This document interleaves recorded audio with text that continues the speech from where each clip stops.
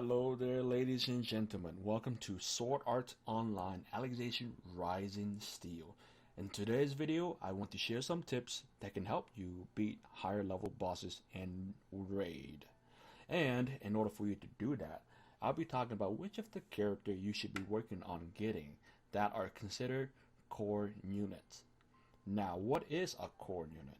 Well, a core unit is a character that is used in most team composition. So let's take a look at these core units. Now, I don't have all of them, but here they are. Let's see if you can figure them out by glancing at them. Haven't yet? Alright, so let's go ahead and turn this on. Well, as you can see, heal, charge, but no heal. But why is he a core unit? He's only a 2-star. Well, it's not because of the heal that makes them the core unit. It's because of their ability to break buff, charge buff, break buff, and charge buff. That is what I considered as core unit. Now, of course, the AoE ability of healing is really nice to have, which makes them an even better core unit. So, core unit, like I said, are units, or should I say characters, that you can put in most of your team and make it work. So let's take a look at some example. So if we go here, we take a look at my light element team. We have 2 core units in there. Can you spot them? There's Leafa and there's Ronie. So what makes them a core unit? Let's take a look. Break yell and charge yell. In other words, buffers. Okay, so Ronie is able to buff Alex and Cardinal breaks, especially if you're going against dark element boss that have, let's just say, 140% incarnate charge. Knowing that these 2 characters here only does like roughly 40% break, if you double, let's say you use Ronie and you double this to 80% plus 40%, that really helps bring down the incarnate charge of the boss. Having Leafa able to buff the charge of Xenon and Valentio makes it where you can get your special ability or your incarnate charge up way quicker. Okay, so let's go ahead and take a look at another example. Another example is my dark element team. So you can see we have Eydis and Leafa. See, these 2 are the core unit. You will always see them in any type of team composition. You will always see them. Okay, Eydis has the ability to break buff, and of course AoE heal as well. And again, it goes really well with Sheeta and Kirito. Leafa does really well with Asuna and Yuna as a charge character. Let's take a look at an example. This is not an example. This is just my farming team. We look at this. We have 2 core units here. See if you can spot. So you see Leafa already. Who's the other core unit? That is Kirito. Now, in just a moment, I will show you guys a video of me using all of these teams against bosses, and you will see why they are considered core unit. So Kirito, the free character, is actually very good for win characters, for win team as well. He is able to break buff, and he has I would say a superior heal than Leafa. So if you take a look at his healing, right? Oops. We open up. We see that he's able to recover all HP of all allies, medium, cast heal on win elemental party members for 4 turns. That is very, very good. Okay, and then of course he has AoE damage, so he's a very good core unit to have in your team. Now, if we go to another example, we have a Earth team, but you see 2 core characters there already, Eydis and Eydis and Leafa. See, Eydis able to break buff Xenon and Alex. Leafa is able to charge buff Asuna and Alex. that makes them a great team. So these two are the core character. They're very nice to have. If you go take a look at another example of a non-elemental team that I have here, we have two core character in there. We got Eydis, and then of course we have got Asuna, who's able to charge buff. She is very similar to Eydis. I mean Leafa, but a different. You can say she's a Leafa, but she's a different element. As you can see, same ability, AOE heal, single target, charge buff, and if we take a look at Leafa, AOE heal, single target, charge buff. Okay, that's why they're considered core unit. And let's take a look at my water team. We got Eydis and we got Leafa. See that? They're always there, helping out with our charge and helping out our break character right here. So let's go ahead and take a look at some of the boss raid of these core unit and see them in action. We are going to be excluding Zink. Zink is great for beginners. Okay, if you don't have any of these core characters, then I suggest you have Zink in your team composition. So let's take a look at some of the video. Alright, so right now I'm going to commentate over a video that I recorded a while ago of me going against a light elemental boss with my core unit alongside with my dark element units.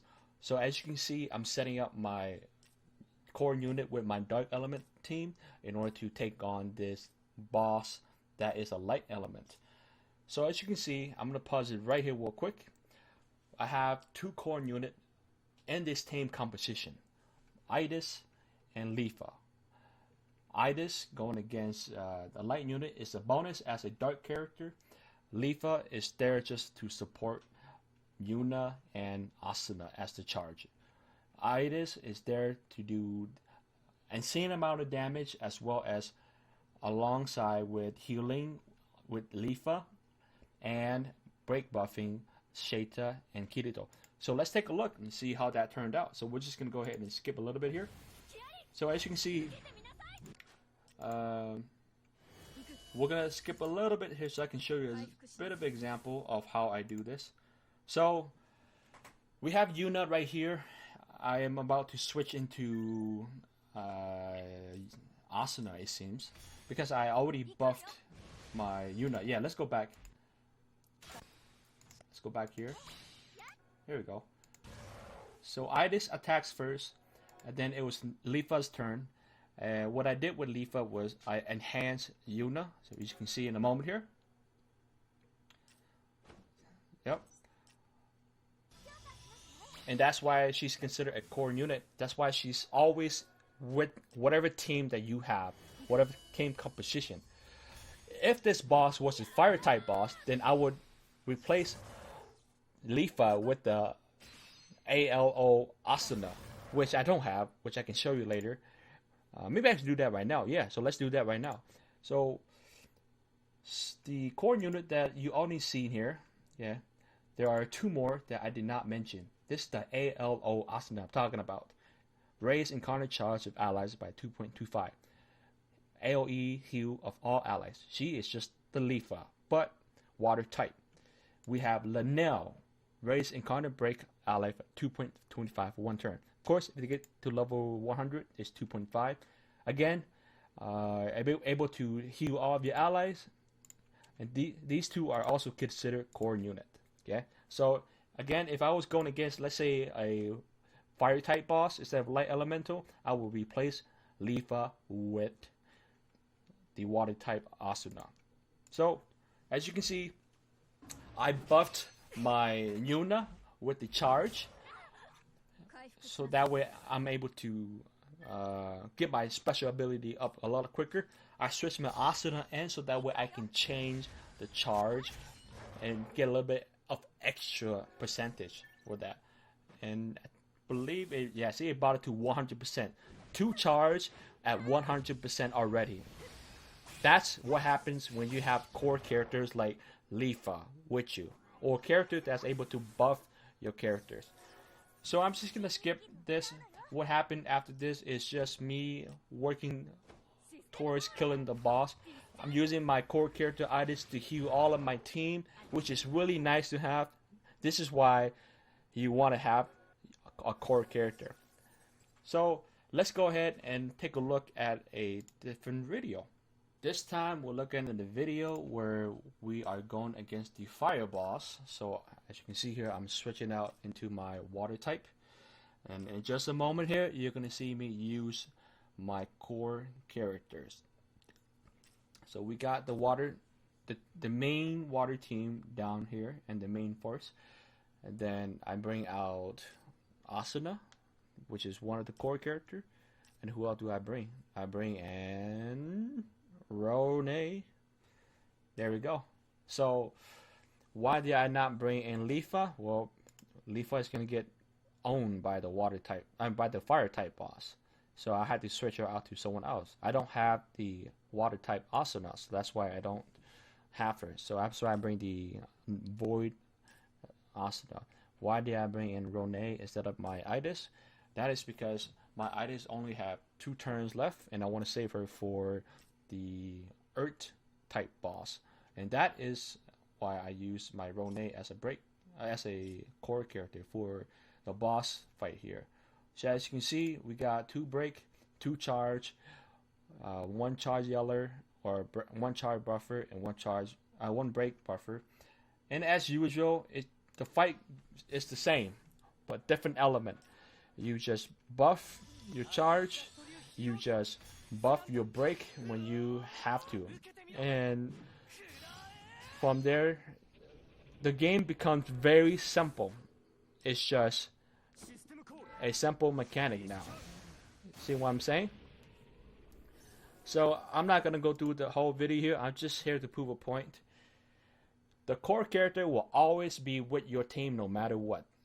Okay? With the exception of, I can't stress this enough, with the exception of if it's a element that counters your core character's element, then you switch that out. So let's go ahead and watch a different video. Alright, so right off the bat, I'm going against a water type boss in this video here. And as you can see, I'm switching to my Earth element team. And in just a moment here, you're going to spot myself putting in the core units, Leafa, and Eydis. Wow! You see, this is why they're considered core unit. They are always there to help you defeat whatever element that you need to take care of. So I'm just gonna pause the video right here and take a look at the team composition. We got 2 charger, Asuna, Alex, 2 breaker, Alex, and Xenon. This synchronized so well with the core units, Leafa and Eydis. Charge the buff, buff the charge of Asuna and Alex. That will get your incarnate ability up really quick. Buff the break of Alex and Xenon. That will get rid of the boss special ability really fast. So let's take a look and see if it does exactly just that. Let's just go ahead and skip. I'm going to go ahead and skip the video, make it quick, make it short as possible. So the boss starts out attacking me and with the incarnate charge. Okay, so what's going to happen is I switch to Eydis, and I'm going to buff either Xenon or Alex, I don't remember. And then I'm going to switch to, I believe I switched to Leafa. Yes, yeah, I switched to Leafa. I enhance Alex. I almost have my incarnate charge at 100 already. Can you see that? It's at 90% right there. I used my Xenon to break, and the boss went from, let's go back.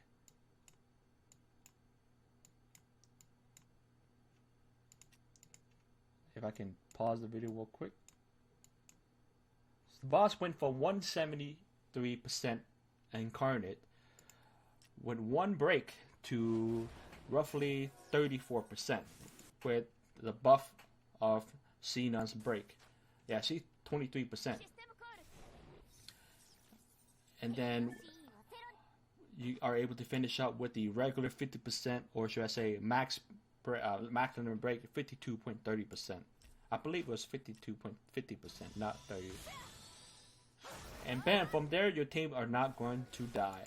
Able to switch Leafa into my Asuna, which allows her to charge, right? And have my incarnate at 100%. And from there, I just continue on working towards killing the boss with the same repetitive charge buff and break buff, which then finish off the buff. Okay, so this time we're going to take a look at a video of my light team going against a dark element boss. So my light element team consists of Xenon, Fanatio, Young Alice, Cardinal, core character Leafa, and core character Ronie with the support of Cornella. So as you can see, we got two break characters, which is Young Alex and Cardinal. We got two charge characters, Fanatio and Xenon. Leafa will buff the charge of these two characters.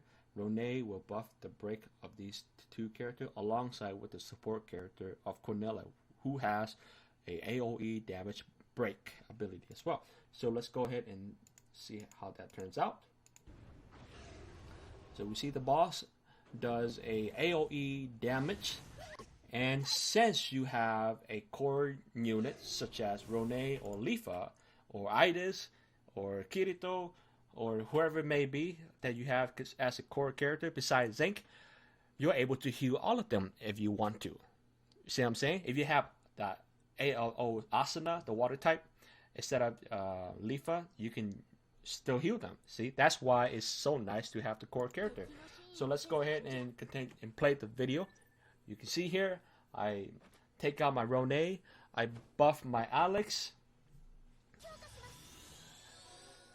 And what else do I do here? I decide to charge instead of buffing my Xenon. Okay, interesting. So we break.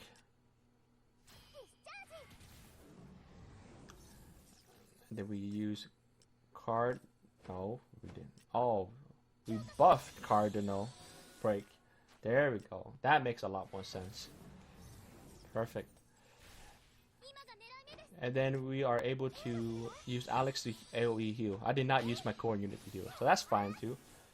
But as you can see, I'm not going to continue playing this video. I'm just going to stop it. The reason why these are considered core units is because you're able to buff them and you're able to heal, and they are always in your team no matter what. With the exception of if it is a fire type and your core unit is wind, then you want to switch that wind core unit to something else. So let's go ahead and take a look at another example of video. Okay, so this time we are looking at void element or non-element team going up against a non-elemental boss. So who is my core character with my non-elemental team? Eydis and Asuna. As you can see, same composition. 2 chargers, 2 breaker, 2 buffer. 1 buffs the yells and 1 buffs the break. Eydis buffs the breaker of Kirito, Xenon, and then she's not a breaker, she's a charge in charge. And then Asuna buffed the charge of you and Sirika, which let's take a look and see what's happened. Yep, I was right. Alright, so let's skip the video real quick.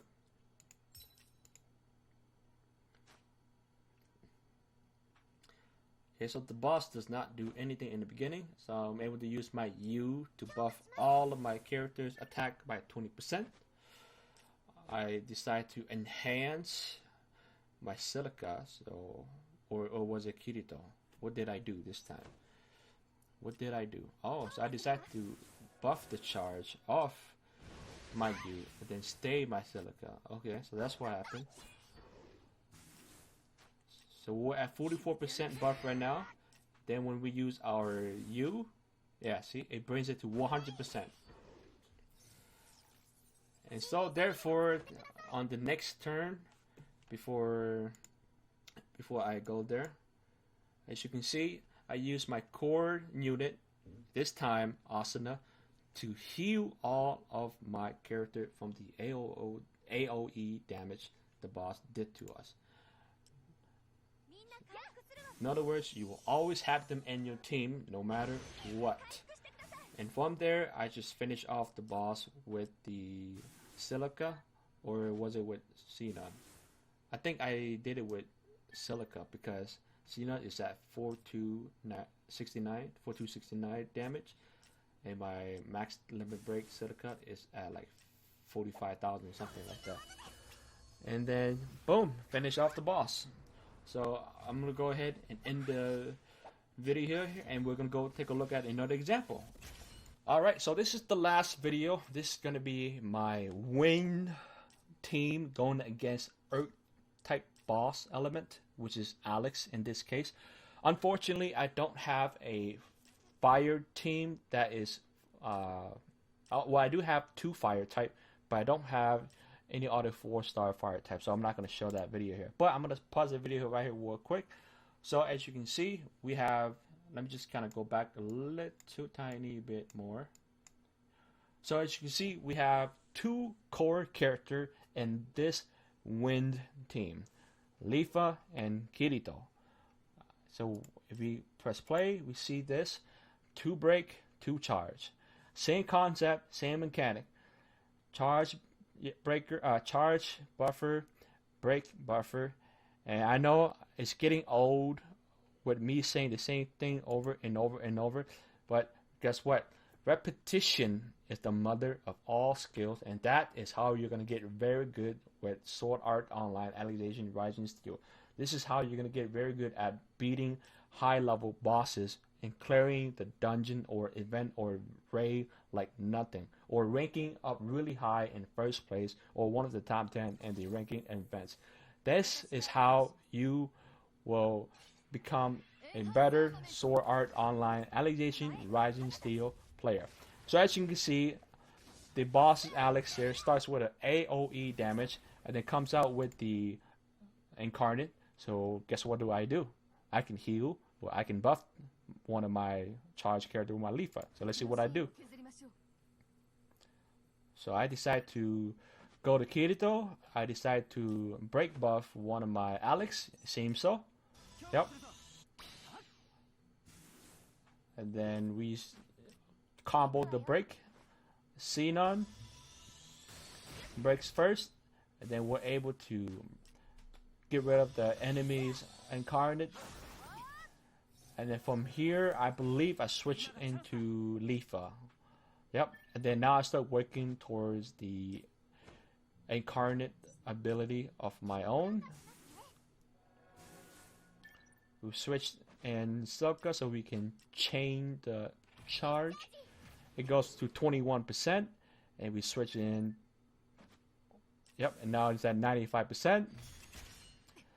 And then with Alex Assault, it brings to 100%.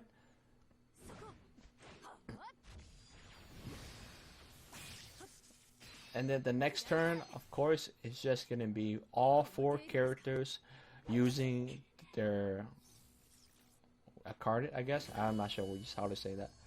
But as you can see, this is why they are considered the core character. They're just going to do a hell lot of damage. That's all I got to say.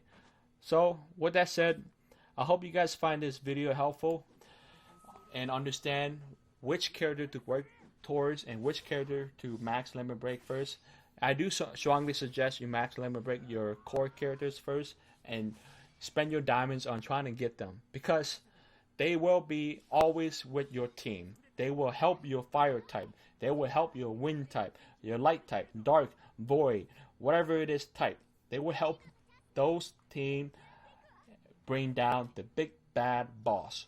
So with that said, what do you guys think about these core units? Am I correct? Am I wrong?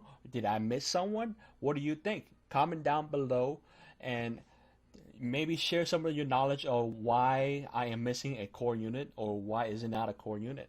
If you want more tips like this, if you want more SAO ARS content, don't forget to either subscribe and click the notification bell below so you can get more content about SAOs ARS. It's kind of hard to say that. SAO ARS, SAO ARS. But yeah, or you can go on my Facebook and like my Facebook page, Apache Gaming, and you can get more content like this. So with that said, I hope you find this helpful. This is Apache Gaming signing off.